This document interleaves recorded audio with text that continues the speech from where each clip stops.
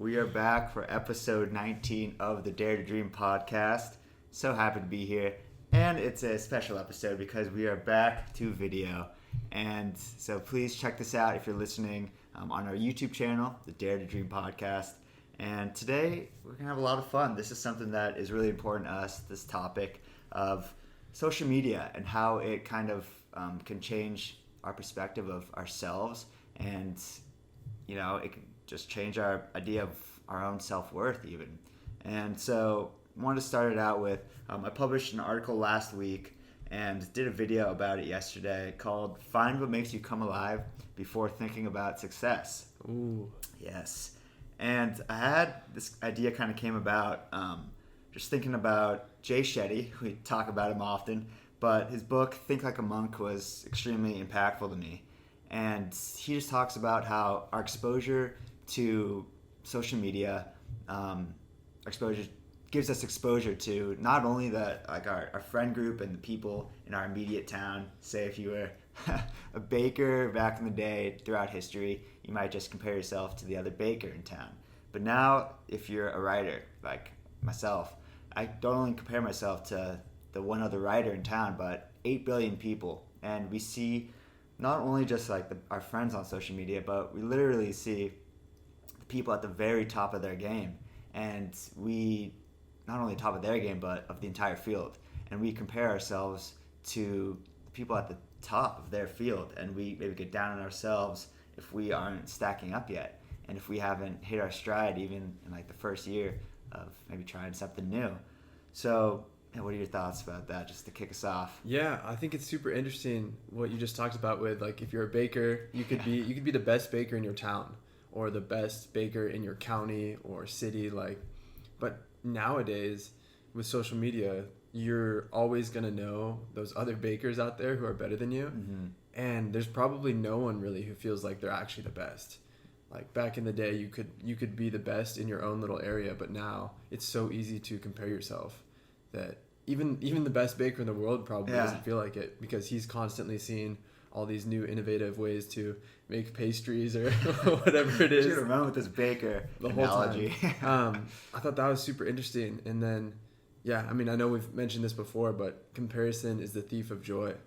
Whenever I lose my joy or I let myself get unhappy, it's usually 100% of the time because I'm comparing myself to someone. Mm-hmm. And maybe it's not even a accurate or genuine comparison, right? It's like us comparing ourselves with this podcast on episode 19 to Joe Rogan episode 3,412. Yeah. So it's just an inaccurate and unreasonable comparison that I think because of social media has become so easy and so normal, and we do it almost subconsciously. For sure. And it's like, it's tough to find a solution, for sure. Like, we aren't saying that we have the solution, because obviously it's a part of all of our lives. Much of like all of, you know, modern jobs and careers and things are based on technology and social media. So it's like, just how do you find the balance between using it in the best ways that you can that's actually beneficial to you, but also not letting it rob you of your inner essence and like of who you are and your own self-worth. So we're going to dive into just kind of some of our ways that we try to find that balance and how to realize that, you know, you don't have to compare yourselves with maybe everybody that you see on social media, and how to find your own self-worth in that. Take back your own sovereignty, basically, with technology. So I think a good place to start is just from Think Like a Monk by Jay Shetty, just a really impactful quote. He says, "One of our biggest challenges in today's world is the pressure to perform big right now. Many of us feel that if we haven't found our calling and risen to the top of our fields in our 20s, we failed. Putting all of this pressure on people to achieve early is not only stressful, it could actually hinder success. According to Forbes magazine publisher Rich Karlgaard, I always struggle with that name, in his book Late Bloomers, the majority of us don't hit our stride quite so early, but society's focus on academic testing, getting into the right colleges, and developing and selling an app for millions before you even get a degree." So it's like we're exposed to so many top professionals in their fields and just have so much exposure that we feel like we're falling behind if we're not measuring up to that. And I talked about this in this other video, but it's like we might dive into a career or just start like a job that we don't even love because we feel that we're falling behind if we don't. Oh, there's so many good ways to take this. This is something I've struggled with personally a lot. Just the sense that, I'm 26 now. I haven't sold my company for like a multi-million-dollar exit. I haven't created this sexy tech startup. Yeah. And so there's a couple things I want to say. First is that I was actually working with a coaching client on this, and doing some of the research, I found that over 75% of successful entrepreneurs are over 40. And they didn't find success until they were in their late 40s, early 50s. And so many famous people that we don't realize found success late in life.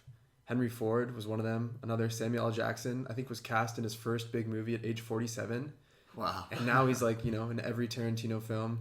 That's just funny you say that because like you think of Samuel L. Jackson like in his older movies as like a young man. Right. It's and like, he just wasn't 47. He wasn't discovered He is yet. a young man. So that's one thing, is just realizing that so many people find success later in life because they've done all of this work. Mm-hmm. They've done the inner work, the discovery. They've had the ups and the downs. They've failed. They've gotten back up and all of that. And then just another point that I personally have struggled with is, even if I'm reading about someone who's the same age, like for example, Adam Braun, he started Pencils of Promise.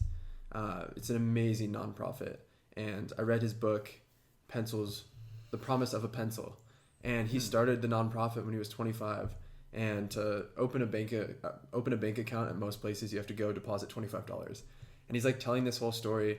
I was like, dang, that's so amazing.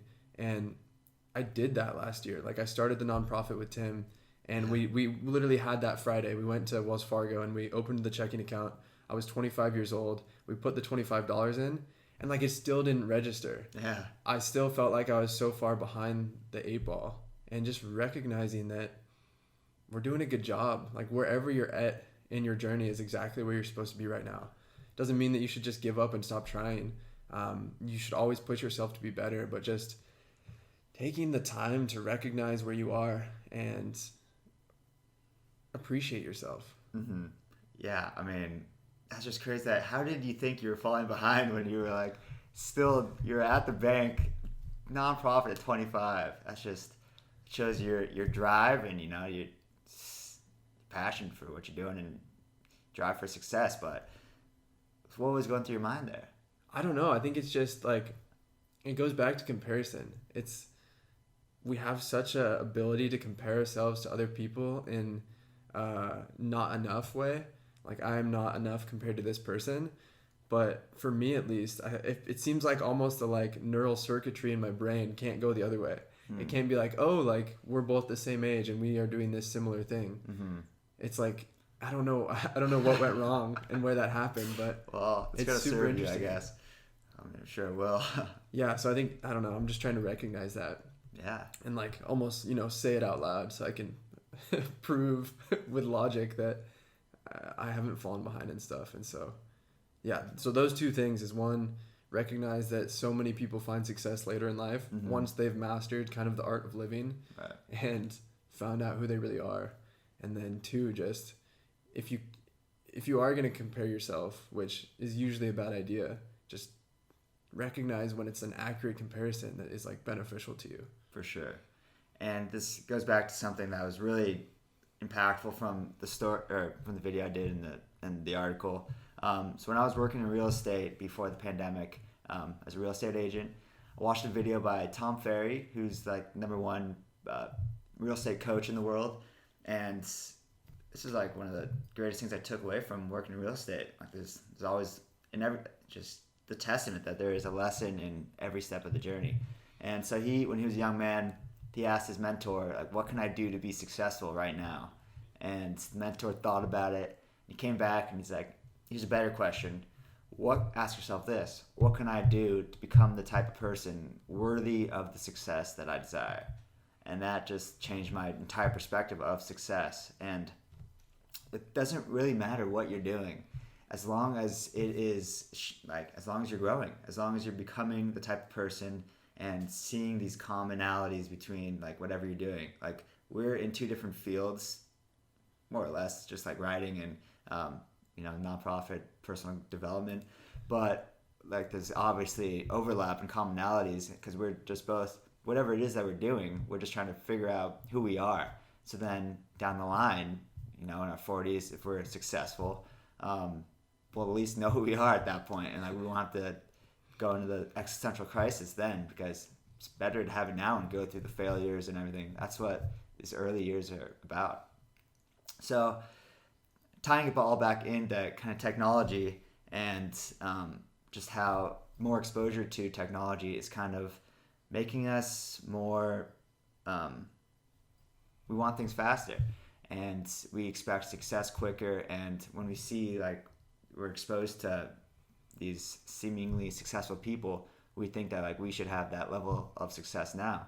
So honestly, just a great way. Like I watched Yuval Noah Harari, who is a great author of some of my favorite books. One is Homo Deus, Sapiens, Homo Deus, and 21 Lessons for the 21st Century.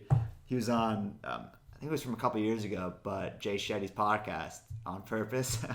And they were just talking about how important boredom needs to be in our lives. We've just lost the ability to be bored and okay with it. Like we're constantly, and I'm no different. We're constantly pulling out our phones when things get slightly uncomfortable, and it just becomes our identity, and we're becoming lonelier because of it. We're losing our sense of purpose because of it, and so give me your thoughts on that. Yeah. Oh, another thing that I have a lot of topics to talk about.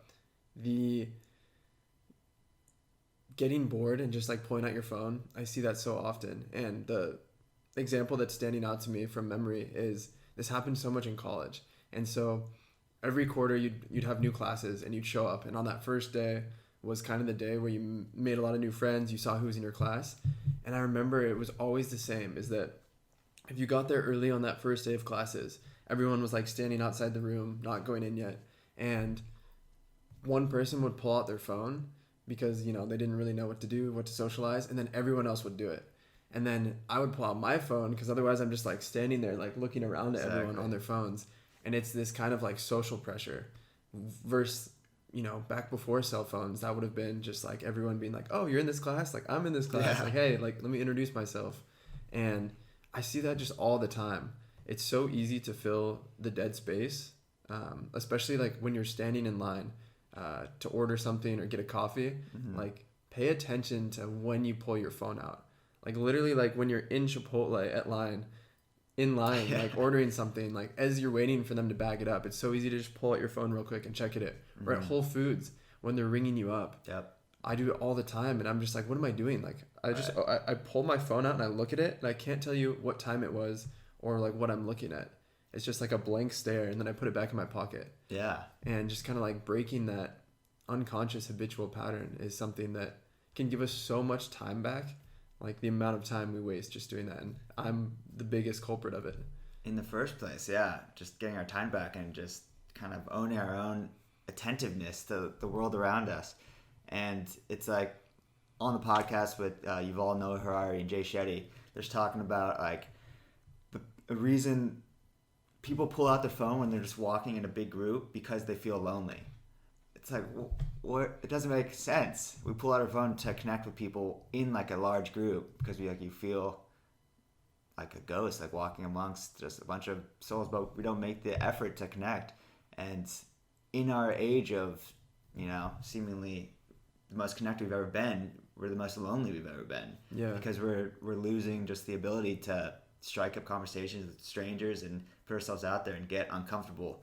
And I'm going to steal a quote that they mentioned from that podcast. But like Tim Cook, who's the CEO of Apple, he says, if you're spending more time looking at a screen than in somebody else's eyes, you're doing something wrong.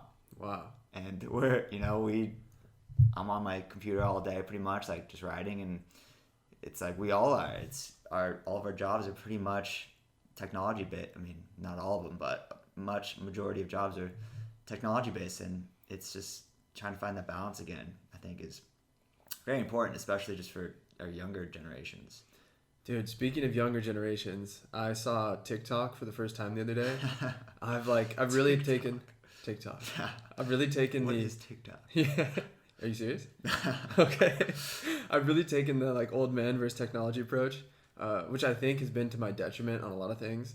And I've really reflected on, okay, am I really going to let my preconceived notion of something get in the way of me using it to maybe further the podcast or my coaching or something? But then I saw TikTok. I saw TikTok, and it scared me. So find us on TikTok. Find us on TikTok. We'll be there soon after I just berate it. Yeah.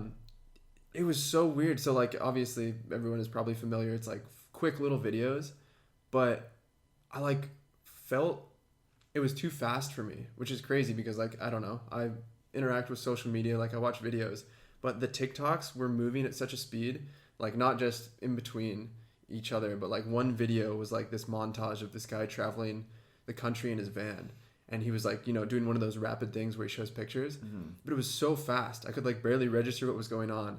And I saw that as like a common theme between the other videos, is like the people would just be doing so much stuff that was like too fast for me to understand. And I was like, dang, like I think people have just gotten used to this, and like they're able to see this as a normal video, but I'm looking at this and I'm like, what the heck is going on? So that was frightening. Yeah, honestly, just I feel the same way. I haven't been on TikTok personally. I don't know if I can handle it. Yeah, but don't go there. Yeah, it's like you got to really be conscious about when you're exposing yourself to technology, and because then it could take over your life. And I think a great place to start with that is first thing in the morning. A lot of us, the first thing we do is check our phone. But we talked about this before, orienting yourself at the start of the day before letting the day take over your life. So I've actually been trying to implement this as much as possible. Take at least like an hour when you wake up. Don't go on your phone.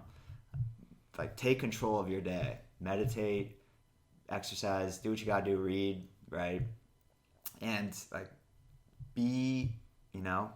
go into yourself before just letting the world pour into you. Like that, if you just wake up and look at your phone right away, your mind isn't ready for that kind of processing yet. Like just emails and texts and Instagram. Like, I mean, we could go down that rabbit hole, but just try that. Like, at the start of the day, take like 30 minutes to an hour to really orient yourself and do like the miracle morning is a great thing to do before looking at your phone. Yeah, it sounds cheesy or weird, but I legitimately need to wake up and like remember who I am and what I care about before I look at my phone, because the moment I look at my phone, I'm being pulled in directions by other people or other things going on, and then I immediately lose track of like what I'm doing today and what's important to me and my daily intention and all that stuff. So I do the same thing. I like that we're getting into strategies now instead of just ranting about it, because it is easy. Like we could go on and on, but that's a great strategy. I do the same thing at night too. An hour before I go to bed, I just put my phone on do not disturb and I keep it outside my room. Yeah, that's another huge strategy that I've used, is charge your phone outside your bedroom. And I do my best, break it sometimes if I have to, but I don't bring my phone into my room at all. That's good. Which is also huge because I'm working out of my bedroom, and so I just get so much more work done when you're not constantly distracted.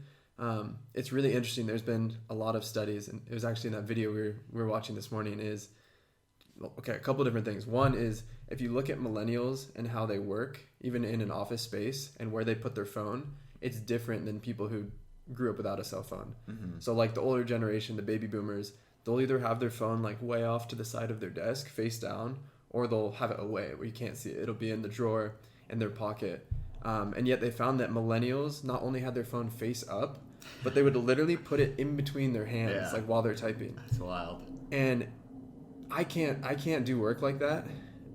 Every time I see, my phone light up or something, I want to look at it, and you just break. You'll never get into a flow state. Right. And then there's also another study I was looking at, is that just being able to see your phone, like we have a phone right here on the table, being able to see that, you're thinking about it constantly.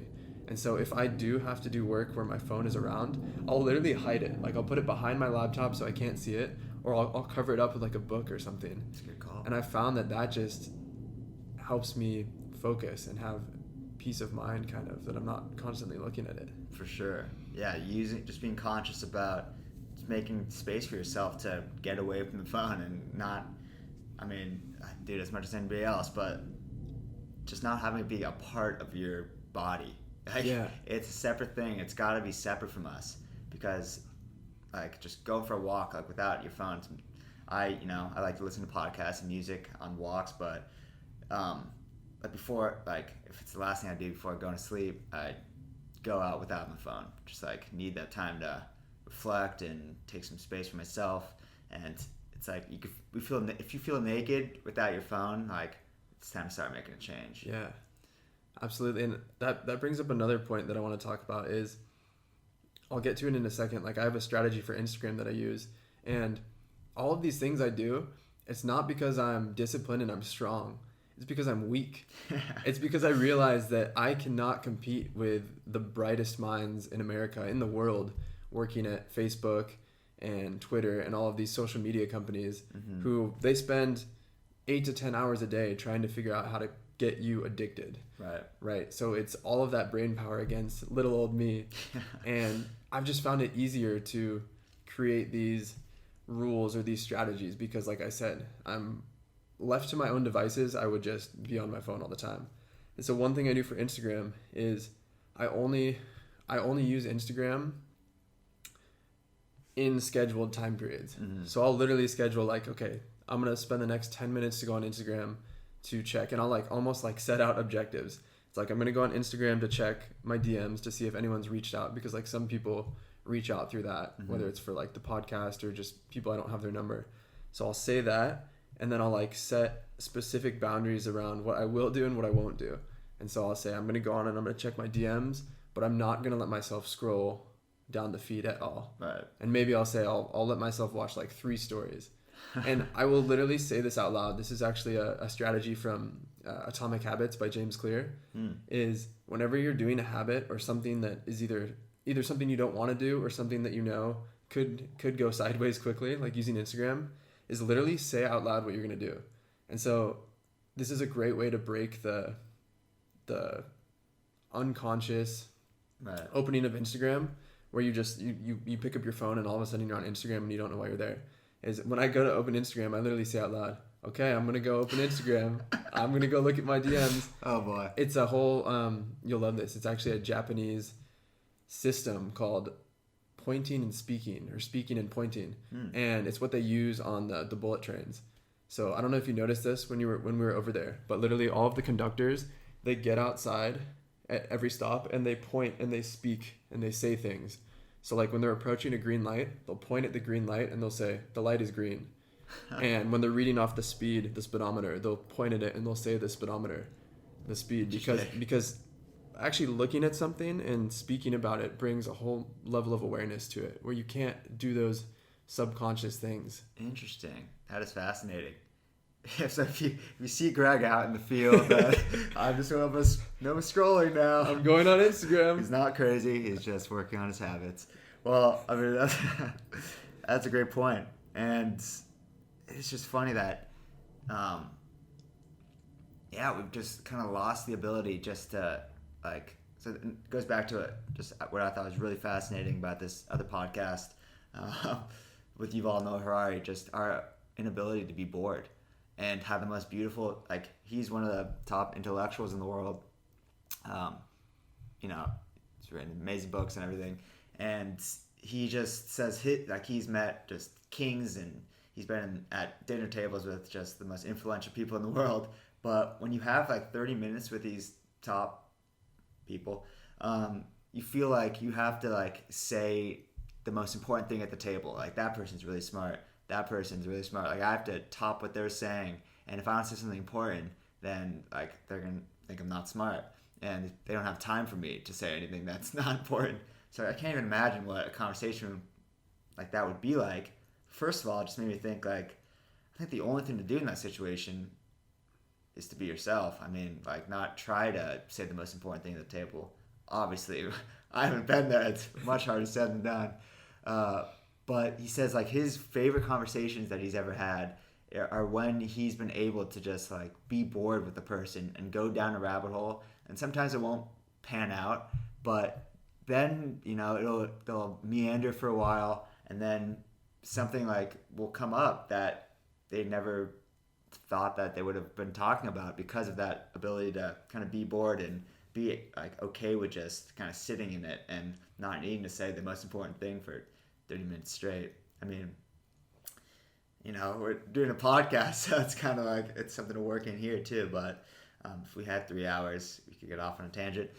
But anyways, like just our ability to be bored and like be able to stand in a line and just be okay with just looking around you, and like it goes back to just seeing the beauty in the mundane, and that life, like every second is just the beauty of life unfolding around you. But when we're constantly just afraid of being somebody looking at us, and like, do you think that's where it comes from? Like the fear that somebody, thinks that we're not important if we're not looking at our phone, or like what does it even, where does it stem from? That's a great question.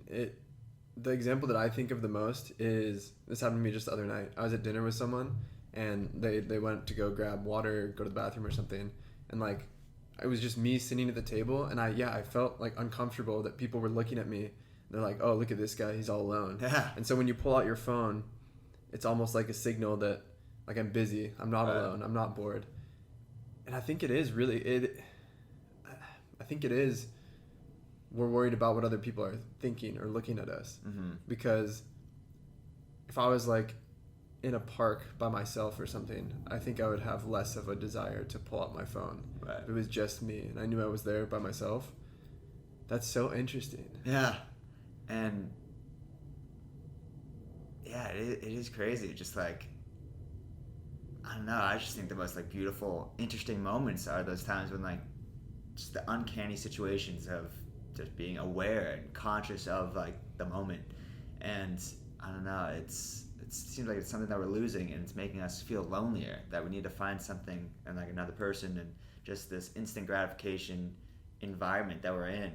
So basically like just getting back to realizing that not everything in life is going to be instant gratification. Like so much modern services, Netflix, food, everything is just so easy to get now, and like we're losing the ability to just be, first of all, and like accept the slog of growth, the slog of just like, this is going to take a long time, and I'm going to be okay with being bored. I'm going to be okay just to be diligent and work at something for a long time. And that's where you really find yourself, and where you find the most interesting just possibilities and opportunities.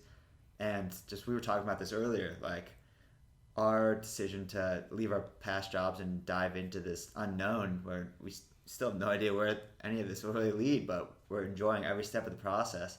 And it's amazing. Like, I can't believe it's already been a year. Like, it flew by. But in that video we were watching, Simon Sinek, just talking about, like, in his business, he talks to a lot of young people, and they say, like, yeah, I want to have an impact, I want to change the world. Then after 8 months, they're quitting. And he's like, why are you quitting? They're like, well, like, I haven't made an impact. It's like, it's been 8 months. What do you expect? And we're constantly looking for the next thing, and maybe we just lost the ability to sit in our own patience and what we have right now, and realizing how beautiful and that we are making an impact, and just enjoying every step of the way. Yeah, that whole quitting in 8 months thing, I think there's a big distinction to be made between whether it's you're quitting because you feel like you haven't made the impact and you're impatient, mm-hmm. or you're quitting because you just realize that isn't something you want to do. Right. So if you know that that's not where you see yourself or where you want to grow in those categories, then mm-hmm. I totally think quitting is the right decision. For and sure. Finding something that you really like. But there is a whole component of realizing that it's going to take time, mm-hmm. and you have to be patient.